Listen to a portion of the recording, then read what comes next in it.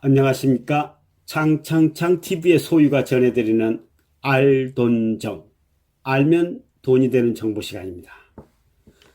긴급 재난지원금 신청 방법과 신청 기간에 관한 지난 영상에서 전달해드린 내용에 보충할 부분도 있고, 또 어떤 수령 방법이 나에게 더 유리할까를 문의하신 분들도 계셔서 이번 영상을 제작하게 되었습니다.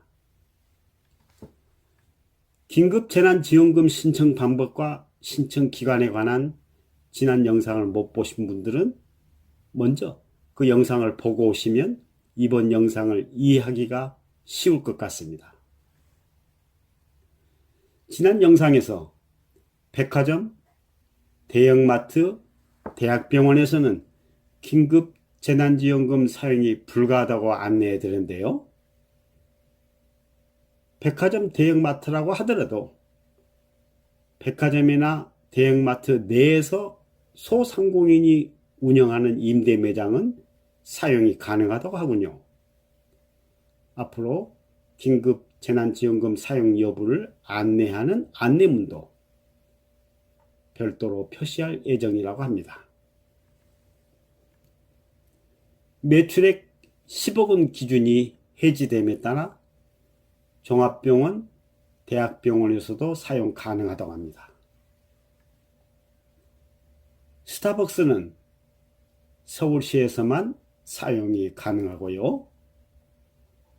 같은 고속철도라고 하더라도 SRT는 서울시에서만 사용이 가능하고 KTX는 대전시에서만 사용이 가능하다고 하는군요. 배달의 민족과 같은 배달앱의 경우는 앱에서 하는 결제는 안 되지만 현장에서 배달원에게 하는 결제는 가능하다고 합니다. 그렇다면 신용체크카드 충전, 지역사랑 상품권, 선불카드 중에서 무엇으로 받는 것이 나에게 가장 유리할까요? 수령 방식별로 각각의 장점과 단점을 알아보도록 하겠습니다. 편하고 빠르게 수령하고 기존의 카드 혜택과 적립도 받고 싶다면 신용 체크카드가 유리하겠습니다. 카드사 홈페이지나 핸드폰 어플에서 편리하게 신청이 가능하고요.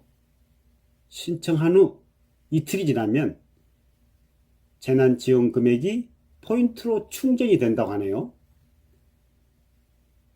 다른 카드사에도 중복 신청이 되었을지도 모르니까 중복 신청 여부를 가리기 위해서 포인트 충전까지는 이틀 정도의 시간이 걸린다고 합니다. 신용체크카드 포인트 충전은 5월 11일부터 온라인 신청이 개시되었기 때문에 이미 신청을 마치고 사용까지 하는 분도 많다고 하는군요.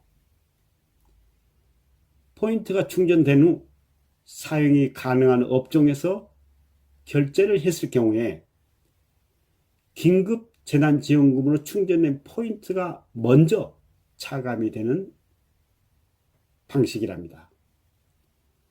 신용체크카드가 다른 수령 방식에 비해서 사용 가능한 지역의 범위가 넓고 사용 가능한 곳도 많다고 하는군요.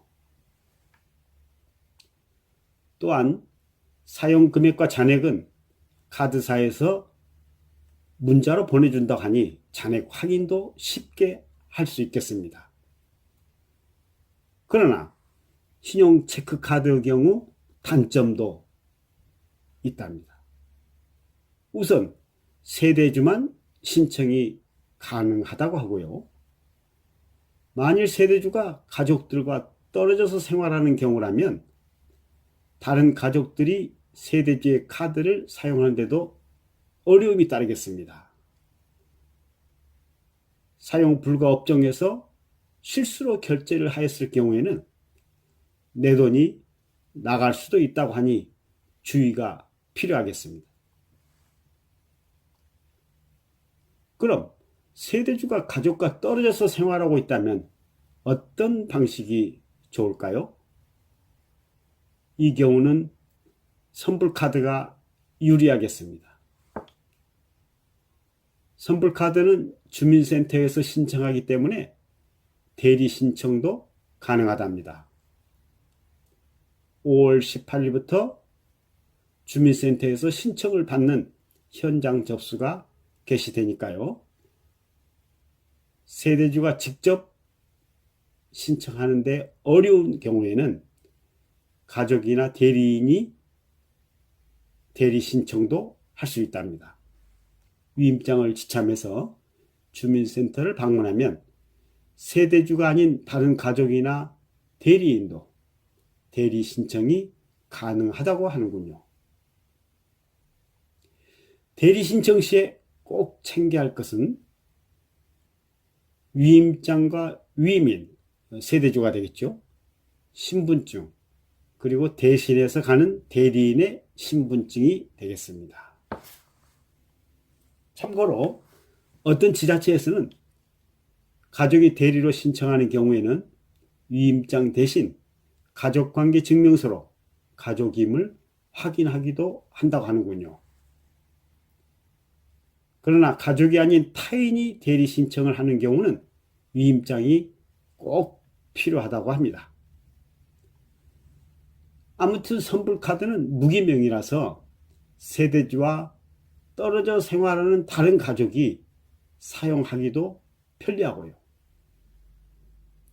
선불카드에 있는 금액 한도 내에서만 사용이 가능하므로 실수로 내 돈이 나갈 위험도 없다고 합니다. 또한 선불카드는 신용체크카드처럼 사용지역 범위가 넓어서 광역지자체에서 사용이 가능하고 사용이 가능한 업종도 많다고 합니다. 이름에서 알 수 있듯이 선불카드는 상품권보다는 카드와 비슷하다고 생각하시면 될 것 같습니다. 그렇다면 선불카드의 단점은 무엇일까요? 선불카드는 새로운 카드를 만들어야 하기 때문에 경우에 따라서는 신청 후 수령까지 약 2주 정도라는 시간이 소요될 수도 있다는 점이죠. 신청 후에 다시 재방문해서 수령해야 하는 번거로움도 있다고 합니다. 사용하고 남은 잔액도 따로 핸드폰 어플에서 확인하거나 결제를 한 후 매장에서 받는 영수증에서 해야 한다고 하네요. 또한 만약에 선불카드를 분실했을 경우에는 재발급이 불가능하고 사용하지 않는 잔액도 환불이 불가능하다고 합니다. 이러한 단점을 보완하기 위해서는 선불카드를 받은 후 카드사 홈페이지에서 수령자 정보를 등록하면 도난이나 분실 시에도 재발급이 가능하고 미사용 잔액 범위 안에서 사용도 가능하다고 하니 참고하시면 좋겠습니다. 세대주가 가족과 떨어져서 생활하고 빨리 수령하기를 원하신다면 모바일 지역사랑 상품권이 유리하겠습니다. 모바일 상품권은 모바일 어플을 다운로드하면 바로 사용이 가능하고요. 선물하기 기능도 있어서 다른 가족이 사용하기도 편리하고 잔액도 바로 확인된다고 하네요. 대리 신청을 원하시면 지역사랑 상품권 또는 선불카드가 유리하겠습니다. 대리 신청하는 방법을 안내해 드리자면 5월 18일부터 주소지 관할 주민센터를 방문해서 대리 신청을 할 수 있는데요. 위임장을 지참하면 세대원이나 대리인도 신청이 가능합니다.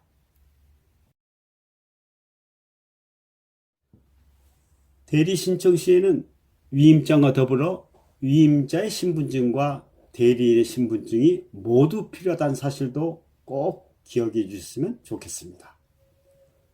어떤 지자체에서는 가족이 대리로 신청하는 경우에는 위임장 대신 가족관계 증명서로 가족임을 확인하기도 한다고 하는군요. 또한 주민센터를 방문해서 신청을 할 때는 요일제가 적용된다는 점도 잊지 마시고요. 다시 한번 요일제를 안내해 드리자면 출생연도 뒷자리가 1과 6은 월요일, 2와 7은 화요일, 3과 8은 수요일, 4와 9는 목요일, 5와 0은 금요일입니다.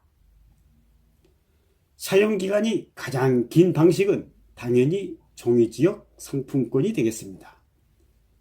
신용카드, 체크카드, 선불카드, 모바일 지역사랑 상품권은 8월 31일까지 모두 사용해야 하지만 종이로 된 지류형 지역상품권은 발행일로부터 5년까지 사용이 가능하다고 하는군요.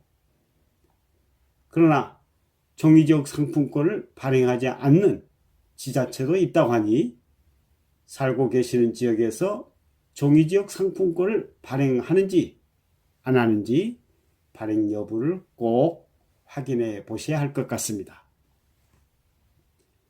마지막으로 찾아가는 서비스를 안내해 드리겠습니다.